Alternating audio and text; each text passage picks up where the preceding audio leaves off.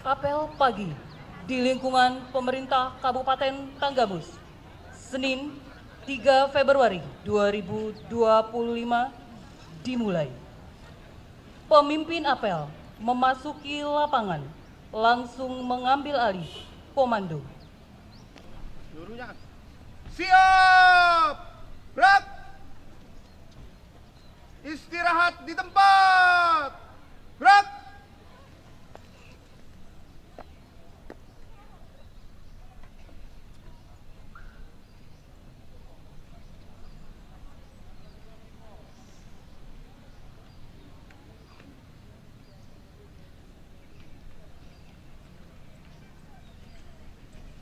Pembina apel memasuki lapangan.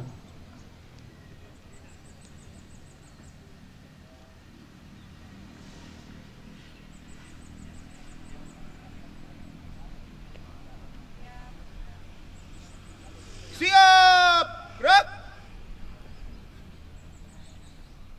Penghormatan peserta apel kepada pembina apel.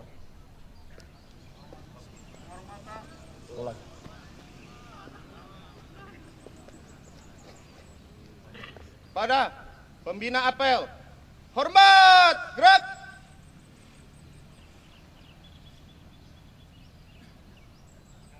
Tegak, gerak. Laporan pemimpin apel kepada pembina apel. Lapor apel pagi di lingkungan pemerintah Kabupaten Tanggamus, Senin 3 Februari 2025. Siap dimulai. Laksanakan. Laksanakan.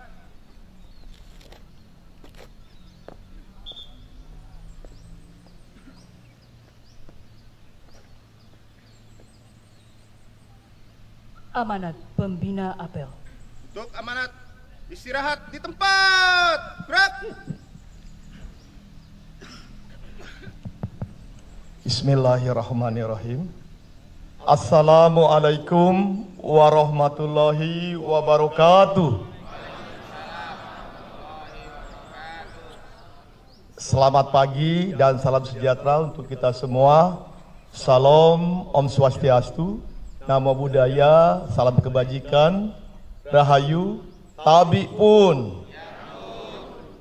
Yang saya hormati dan saya banggakan Sekretaris Daerah Kabupaten Tanggamus, yang saya hormati para asisten, staf ahli, inspektur, para kepala badan, kepala dinas, kepala bagian, segenap pejabat administrator dan pengawas, segenap ASN Pemkab Tanggamus yang saya banggakan.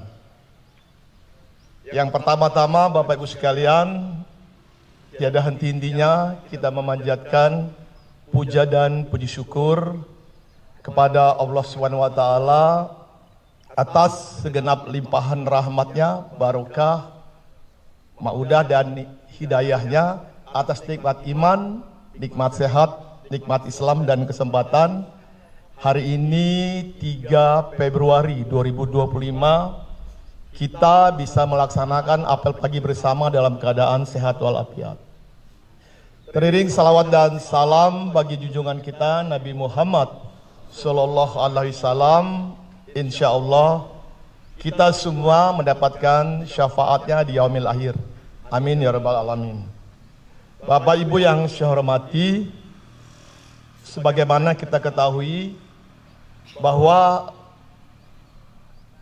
awal rencana telah ditetapkan oleh pemerintah bahwa tanggal 6 Maret ini akan dilaksanakan pelantikan kepala daerah serentak.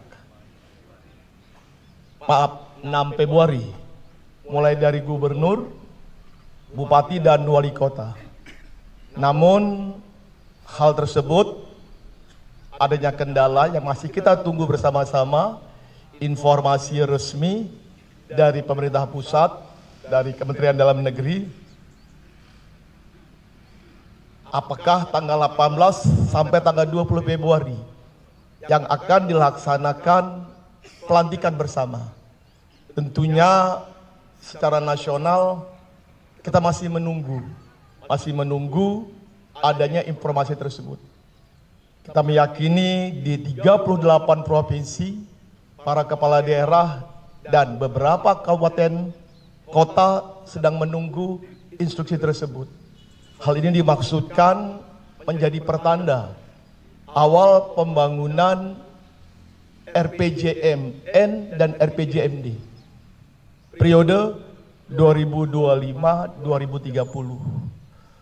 Untuk itu, menyikapi hal tersebut tidak mengurangi rasa hormat kita, pemerintah daerah juga harus secara paralel menyiapkan hal-hal apa saja yang memang harus kita siapkan ketika awal tahun 2025 ini kita mengawali suatu proses pembangunan. Apa yang menjadi target pemerintah pusat 20 tahun ke depan adalah mewujudkan Indonesia emas dan secara bertahap terhadap 4 fase. Setiap 5 tahun itu sudah disusun bagaimana peran daerah memberikan arti yang sangat kuat untuk mewujudkan pembangunan nasional. Katakanlah di 2025-2030 ini bagaimana fondasi transformasi pembangunan itu sudah dilakukan sejak dini, mulai dari daerah hingga ke pemerintah pusat. Kita tahu saat ini pihak kementerian dan lembaga sedang berkemas-kemas menyesuaikan hal-hal apa saja yang harus dilakukan untuk segera mewujudkan dan menerapkan terhadap Astacita. Untuk segera mewujudkan apa yang menjadi 17 program prioritas pemerintah. Dan juga terhadap 8 program hasil cepat terbaik. Nah, ini yang harusnya disikapi oleh daerah. Tidak mungkin pemerintah pusat akan berjalan sendiri. Masing-masing daerah sudah bergegas untuk menyiapkan apa yang harus dilakukan. Salah satu contoh bagaimana program hasil cepat terbaik terkait penyediaan makanan bergizi bagi anak-anak sekolah. Bagi ibu hamil, ini segera diturunkan sehingga program tersebut dapat segera terwujud. Dampaknya apa Bapak Ibu sekalian? Kita ingin menyiapkan terhadap kualitas sumber daya manusia. Sehingga anak-anak Indonesia itu cerdas. Anak-anak Indonesia itu mampu bersaing ke depan. Di bagian itu ada anak-anak Tanggamus. Ini salah satu contoh. Yang lain yang saya ingat 8 program hasil terbaik itu adalah adanya kenaikan gaji pegawai negeri. Kalau tidak salah itu. Moga-moga ini segera terwujud. Walaupun saat ini terkendala terhadap APBN. Interest yang ada sedang merasionalisasi terhadap keuangan daerah. Di lain hal juga nanti ada program terkait dengan sekolah unggulan, bagaimana rumah sakit unggulan, bagaimana pengentasan kemiskinan, tentunya ini yang diharapkan khususnya Tanggamus segera berbenah, menyiapkan diri. Nah, bagaimana dengan peran seorang pejabat bupati yang nanti ketika bupati terpilih dilantik, seorang pejabat akan lepas dan kepemimpinan diambil alih oleh bupati terpilih. Nah, kita sedang menunggu, tadi Pak Sekda bilang akan ada arahan dari Kementerian Dalam Negeri seperti apa yang harus dilakukan di daerah sehingga nanti pelantikan kepala daerah bersama itu mengindikasi bahwa genderang pembangunan sudah selayaknya segera disiapkan untuk dimulai. Di lain hal Bapak Ibu sekalian, laksana sebuah kehidupan di mana ada pertemuan, di situ juga pasti ada perpisahan. Nah, di forum apel pagi ini, Bapak Ibu sekalian, tidak menutup kemungkinan juga saya akan menyampaikan bahwa tidak terlepas nanti saya juga akan diambil alih oleh bupati terpilih. Oleh sebab itu, terhadap beberapa hal selama saya diberikan amanah memimpin sebagai PJ Bupati Tanggamus, di sana sini terdapat kekurangan. Di sana sini terdapat banyak kelemahan yang memang perlu diakui sebagai kodrat seorang manusia. Di forum ini, apel pagi ini, saya menyampaikan permohonan maaf. Selama kepemimpinan saya yang saya jalani itu, di sana sini tentunya tidak memuaskan. Salah satu contoh, para aparatur pasti kecewa. Kenapa ya, kok tukinnya harus dipotong? Hal tersebut dilakukan dalam rangka melakukan penyelamatan APBD. Ya, jadi harus tidak punya pilihan lain, tidak punya opsi lain dalam rangka melakukan penyelamatan. Penyelamatan itu APBD harus diselamatkan. Di awal tahun 2024, tepatnya di bulan Oktober, ketika saya mengawali sebagai pejabat bupati, kondisi defisit kurang lebih 120 miliar. Nah, alhamdulillah yang dapat saya terima kemarin, kondisi defisit 2025 sudah berangsur tinggal 50%. Harapan kita ketika nanti dana bagi hasil dari provinsi itu segera dikirim ke daerah, kondisi APBD Tanggamus akan semakin lebih baik. Nah, tentunya ini berkonsekuensi terhadap tadi TPP-nya terganggu. Beberapa program kegiatan di OPD terganggu. Kondisi ini sama di tempat yang lain. Saya memonitor Lampung Timur, Pesawaran, semuanya berimbas terhadap kondisi defisit. Kenapa? Pendapatan asli daerah yang sangat kecil memungkinkan tidak terbentuknya kemandirian fiskal. Kita masih tergantung dengan pemerintah pusat, masih tergantung dengan dana transfer. Adanya kebijakan pemerintah pusat langsung berdampak di daerah. Nah, itu kenapa Bapak Ibu sekalian, sekali lagi saya menyampaikan permohonan maaf bahwa dalam hal saya menjabat ada kebijakan yang tidak pas menurut para aparatur, itu mengganggu terhadap pendapatan aparatur. Yang kedua, Bapak Ibu sekalian, saya juga menyampaikan permohonan maaf kalau dalam rangka pembenahan kelembagaan. Pembenahan kelembagaan ada 3 OPD yang berdampak langsung. Salah satunya adalah B, Badan Keuangan Aset Daerah, yang secara nomenklatur sudah berubah. Yang lama BPKAD, pendapatan. Pendapatan menjadi Lembaga Badan Pendapatan Daerah sendiri. Dan keuangan bergabung dengan aset. Perubahan nomenklatur ini memberikan dampak. Kedua, Dinas Pariwisata. Yang di awal Dinas Pariwisata dan Kebudayaan berubah menjadi Dinas Pariwisata dan Ekonomi Kreatif. Satu lagi Dinas Pendidikan, yang di awalnya hanya Dinas Pendidikan menjadi Dinas Pendidikan dan Kebudayaan.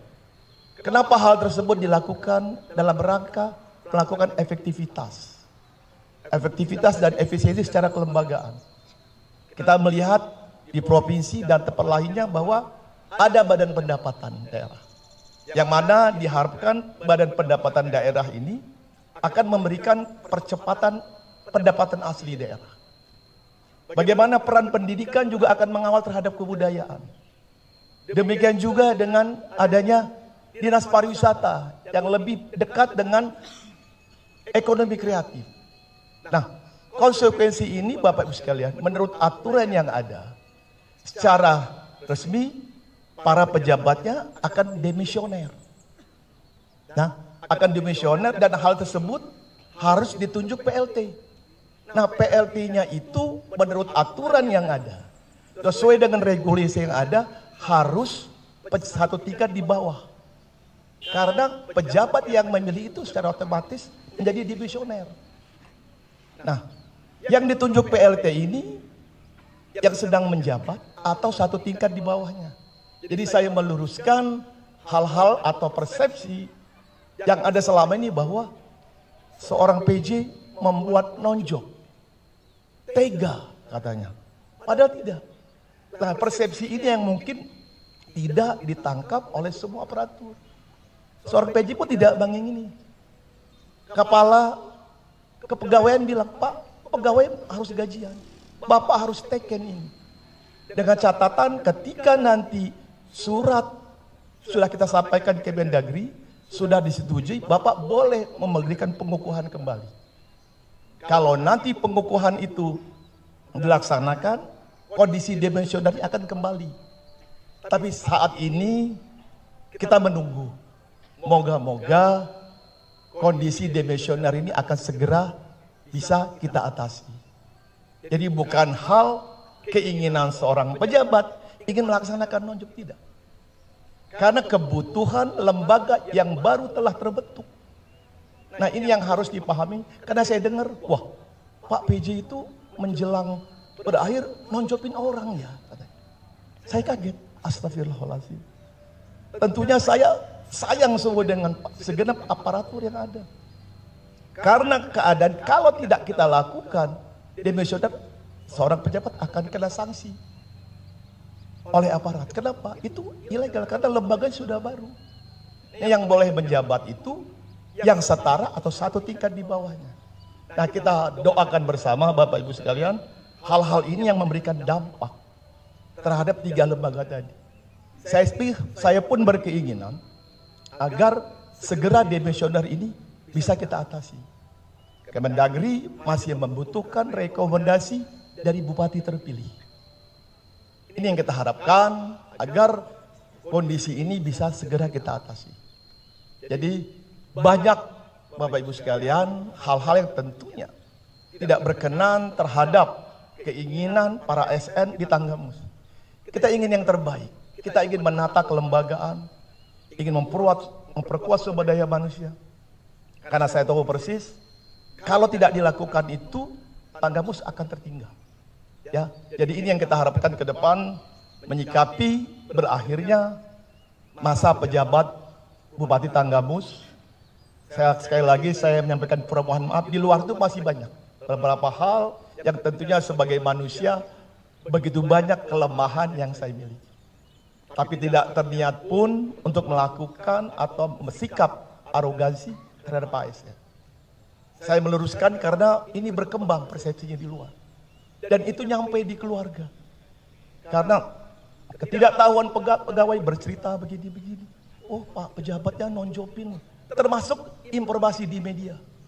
Sehingga orang yang tidak paham, tidak tahu.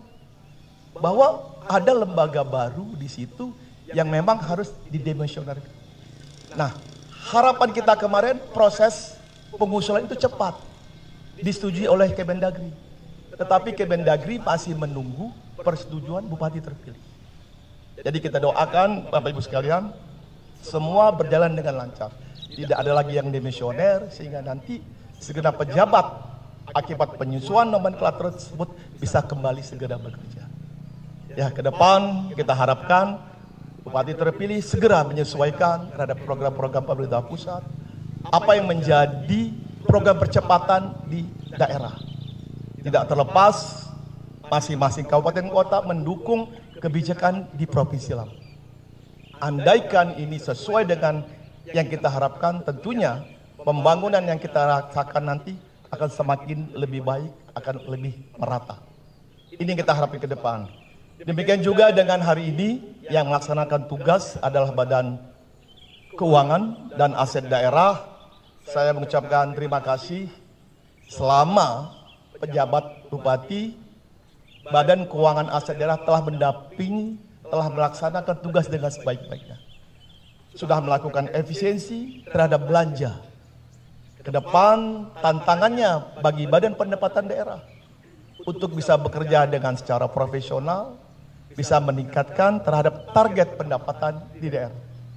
Tanpa itu belanja kita akan semakin menurun. Nah, itu dibutuhkan bagaimana kreativitas ASN yang ada di lingkup pemerintah Kabupaten Tanggamus.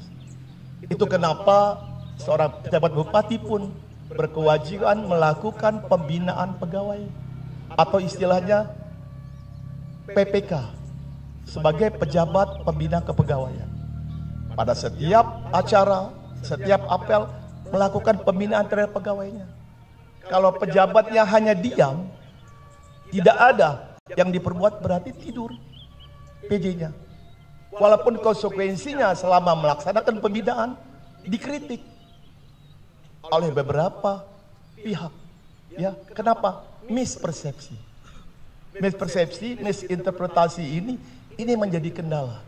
Bagaimana mulai dari Pati, Sekda, segenap kepala dinas, kepala badan melakukan pembinaan berjenjang ke bawah. Itu harus dilakukan sebagai bentuk waskap terhadap jajaran. Tanpa itu terjadi pembiaran. Keinginan kita terus meningkatkan disiplin, terus bekerja keras, itu wajib, Bapak Ibu sekalian. Jadi saya harapkan segenap OPD yang ada bisa memahami itu. Jadi apa yang disampaikan ini tidak terbalik. Nanti interpretasinya beda. Interpretasinya beda, disampaikan keluar. Hasilnya beda. Nah, inilah tantangan Bapak Ibu sekalian. Tidak ada yang ingin mendiskreditkan, tidak ada yang menyudutkan siapapun. Tapi semua itu dalam rangka pembinaan dan pembinaan yang dilakukan terhadap pegawai. Ini yang harus dilakukan. Jadi seorang pemimpin harus menjadi motivator, harus menjadi tauladan, harus menjadi contoh, menjadi penyemangat. Nah, ini yang harus kita lakukan ke depan Bapak Ibu sekalian.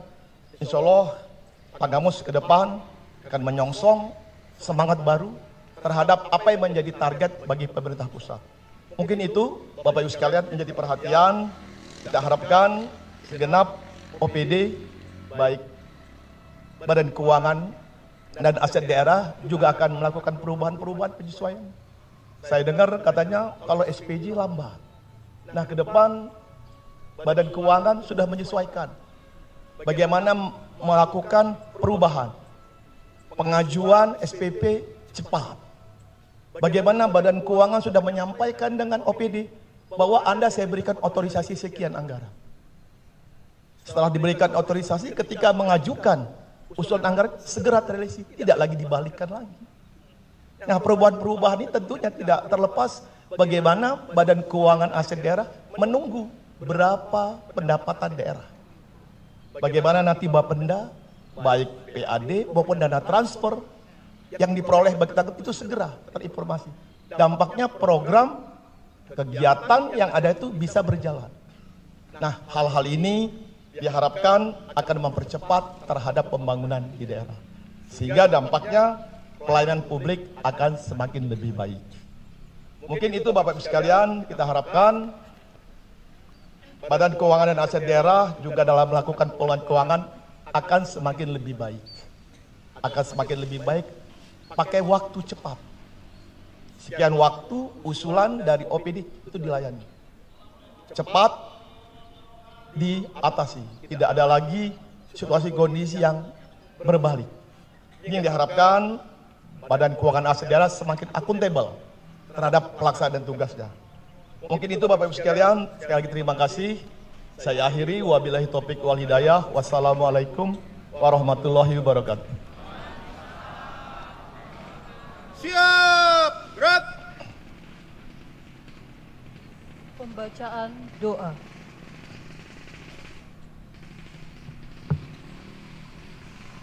Bismillahirrahmanirrahim. Alhamdulillahi rabbil alamin. Hamdan syakirin, hamdan na'imin, hamdan yuafi ni'amahu wa yukafi'u mazidah. Ya Rabbana lakal hamdu kama yanbaghi li jalali wajhikal karim wa azimi sultanik. Allahumma salli ala sayyidina Muhammad wa ala ali sayyidina Muhammad. Ya Allah, ya Rahman, ya Rahim, segala puji bagimu ya Allah. Diiringi rasa bersyukur kami yang sangat dalam, akan senantiasa kami panjatkan atas kehadiratmu, atas limpahan nikmat serta karunia yang selalu Engkau berikan pada kami, sehingga pada hari ini atas izin serta ridhamu kami dapat melaksanakan apel pagi ini. Ya Allah, ya Rahman, ya Rahim, karuniakanlah rahmatmu pada kami, berikanlah kesehatan, kekuatan, keselamatan, kecerdasan, dan mudahkanlah atas segala yang akan menjadi urusan kami. Dan bimbinglah kami untuk selalu melakukan perbuatan yang baik dan benar, agar kami selalu dalam ridhamu.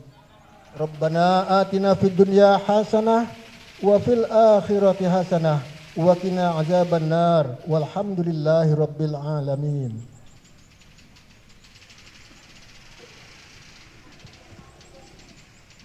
Laporan pemimpin apel kepada pembina apel.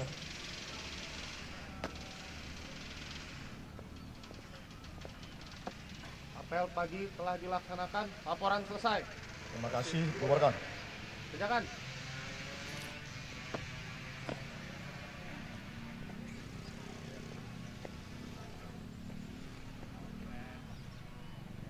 Penghormatan peserta apel kepada pembina apel. Para pembina apel, hormat! Gerak! Tegak! Gerak! Apel selesai. Pembina apel berkenan meninggalkan lapangan.